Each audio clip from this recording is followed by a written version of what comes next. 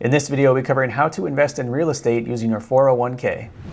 Hey, what's up? I'm Mark Bellini, and I'm all about achieving financial independence through real estate investing and online business. So if you're new to the channel and you're looking to achieve financial freedom for yourself, be sure to hit the like and subscribe button down below. It really does help me out, and I'll keep cranking out these videos. So many people in this country have a 401k that they've been paying to for years, and they believe that they can only invest in, a variety of different stocks. Well, I want to give you two options to invest in real estate. Number one is to take a 401k loan. So if you've been paying to your 401k for years and you have a good nest egg built up there, you can actually take a loan against it, and you can take out up to $50,000. It's going to be half of your 401k up to $50,000. So let's say you have $30,000, you can take out $15,000. If you have $100,000, you can take out $50,000. If you have $200,000, you can still only take out $50,000. But what you can do with that money is you can use it for a down payment on a new property, or it could be your renovation budget. So let's say you find a property you want to buy, you go find a hard money lender and you just purchase the property in cash, and then you take your 401k money and just basically renovate the property quickly, and then you can flip that house and sell it for a profit. This loan needs to be paid back within 5 years, or you're going to incur extra fees and penalties as an early withdrawal.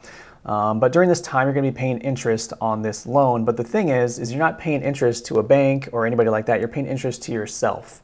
And the interest is usually about 2 points above the prime rate. So let's say the rate is about 4%, you're gonna be paying about 6% in interest. But like I said, the interest is going back to you. So it's actually building up, your accounts, even though you're taking a loan. Option number two is, let's say that you quit your job and you can roll your 401k into a self-directed IRA. And now what you can do at this point is get a custodian to handle all the finances and paperwork, but they can actually handle the purchase of a new property. But there's some drawbacks to this. You generally have to pay for the properties in cash. Financing is a little bit more difficult to come by. So while financing is a possibility, most of the time people are just paying cash for the house. Another issue is you can't claim any deductions on like taxes or expenses or interest on a mortgage payment, because there generally is no mortgage payment. Because since it was paid in cash, there's less deductions you can take tax-wise. Another issue is you can't work on the property yourself. Let's say you want to make some kind of an improvement. You can't go in and do that yourself. You need to hire somebody to do it. And you can't use the property as, like, let's say a second vacation home or something with your family. It has to be pretty much completely hands-off and handled by the custodian. So to wrap this one up, investing in real estate with a 401k is possible, but it does have its challenges.